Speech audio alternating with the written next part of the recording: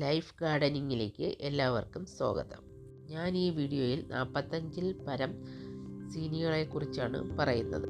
സീനിയകളുടെ ഏറ്റവും ആകർഷകമായ സവിശേഷത എന്ന് പറയുന്നത് കുറഞ്ഞ പരിചരണം മാത്രം നൽകിയാൽ മതി. ഇതിന് ചൂടിനെ പ്രതിരോധിക്കുന്ന ഈ പൂക്കൾ പൂർണ്ണ സൂര്യപ്രകാശവും നല്ല നീർവാഴ്ചയുമുള്ള മണ്ണ് ഇഷ്ടപ്പെടുന്നു.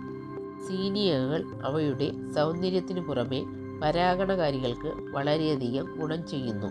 അവയുടെ തേൻ നിറഞ്ഞ പൂക്കൾ തേനീച്ചകളെയും ചിത്രശലഭങ്ങളെയും ഹമ്മിങ് ബേഡുകളെയും ആകർഷിക്കുന്നു. ഈ പൂവ് വേനൽക്കാലത്തിൻ്റെ ആരംഭം മുതൽ മഞ്ഞ് വരെ സമർത്ഥമായി പൂക്കുന്നു. സീനിയകൾ പൂർണ്ണ സൂര്യപ്രകാശത്തിൽ വളരുന്നു. ദിവസവും കുറഞ്ഞത് 6 മുതൽ 8 മണിക്കൂർ വരെ നേരിട്ട് സൂര്യപ്രകാശം ആവശ്യമാണ്. ശക്തമായ വളർച്ചയും സമർത്ഥമായ പൂക്കളും ഉറപ്പാക്കാൻ അവ ചൂടുള്ളതും തിളക്കമുള്ളതുമായ സ്ഥലമാണ് വേണ്ടത്. പൂക്കൾക്ക് നല്ല നീർവാഴ്ചയുള്ള മിതമായ ഫലഭൂഷ്ടവുമായ മണ്ണാണ് വേണ്ടത്. മോശമായ മണ്ണിൽ നീർവാഴ്ചയും പോഷക ലഭ്യതയും മെച്ചപ്പെടുത്തുന്നതിന് കമ്പോസ്റ്റോ ജൈവവസ്തുക്കളോ ഉപയോഗിച്ച് മണ്ണിൻ്റെ ഘടന ക്രമീകരിക്കുക. സീനിയയുടെ വിത്തുകൾ നട്ടാണ് ഇതിൻ്റെ തൈകൾ ഉണ്ടാക്കുന്നത്. മണ്ണിൽ നന്നായി വിതറുക. തൈകൾ വളർന്ന് 2-3 ഇഞ്ച് ഉയരത്തിലെത്തുമ്പോൾ അവ മാറ്റി പറിച്ചു നടുക. ഈ അകലം നല്ല വായുസഞ്ചാരം ഉറപ്പാക്കുകയും രോഗങ്ങൾ തടയുകയും ആരോഗ്യകരമായ അതിൻ്റെ വളർച്ചയ്ക്ക് സഹായിക്കുകയും ചെയ്യും. സീനിയകൾ സ്ഥിരവും എന്നാൽ മിതവുമായ നനവ് ഇഷ്ടപ്പെടുന്നു.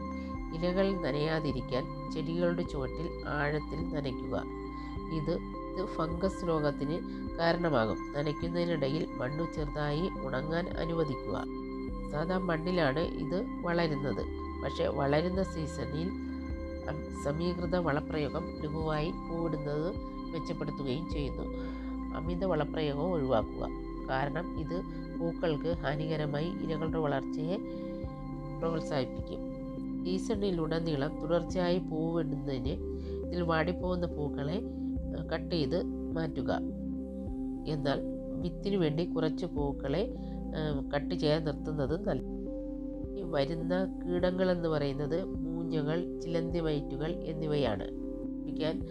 സോപ്പ് വെള്ളം സ്പ്രേ ചെയ്ത് കൊടുക്കുക. രോഗങ്ങൾ എന്ന് പറയുന്നത് പൗഡറി മിൽഡ്യൂ, ഇലപ്പുള്ളി എന്നിവയാണ്. മിൽഡ്യൂ എന്നത് ചെടികൾ ശരിയായ അകലം പാലിച്ച് സൂര്യപ്രകാശം നല്ല രീതിയിൽ വീഴുകയാണെങ്കിൽ ഇതിൽ നിന്നും രക്ഷപ്പെടാം. ഇലകളിൽ ഇലപ്പുള്ളി വീഴുമ്പോൾ ആ ഇലകൾ പറിച്ചു മാറ്റി ചെടിയെ സംരക്ഷിക്കുക. അമിതമായ വളപ്രയോഗം ഒഴിവാക്കുക. പരമാവധി പൂവിടുന്നതിന് ആവശ്യമായ സൂര്യപ്രകാശം കിട്ടുന്നുണ്ടെന്ന് നമ്മൾ ഉറപ്പാക്കുകയും വേണം. ഈർപ്പം നിലനിർത്തുന്നതിനും കളകളെ നിയന്ത്രിക്കുന്നതിനും മണ്ണിൻ്റെ താപനില നിയന്ത്രിക്കുന്നതിനും ചെടികൾക്ക് ചുറ്റും ജൈവ പുതകൾ ഇടുന്നത് നല്ലതാണ്.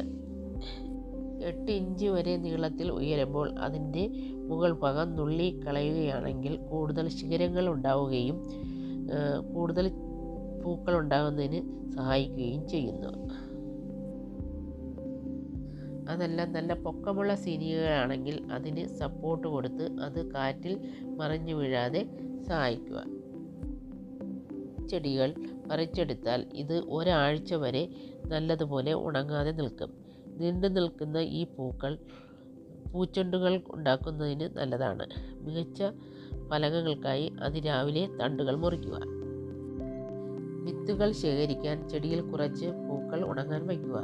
ദളങ്ങൾ കൊഴിഞ്ഞു വീഴുകയും വിത്ത് തലങ്ങൾ തവിട്ട് നിറമാവുകയും ചെയ്യുമ്പോൾ അത് പൊട്ടിച്ചെടുക്കുക. അടുത്ത സീസണിൽ നടുന്നതിനായി വിത്തുകൾ വിളവെടുത്ത് തണുത്തതും വരണ്ടതുമായ സ്ഥലത്ത് സൂക്ഷിക്കുക. ഈ വീഡിയോയിൽ ഞാൻ പറഞ്ഞ ഈ കാര്യങ്ങൾ നിങ്ങൾക്ക് ഇഷ്ടമായാൽ ഈ വീഡിയോ ലൈക്ക് ചെയ്യാനും സബ്സ്ക്രൈബ് ചെയ്യാനും ഷെയർ ചെയ്യാനും മറക്കരുതേ കൂട്ടുകാരെ. അടുത്ത വീഡിയോയിൽ നമുക്ക് വീണ്ടും കാണാം.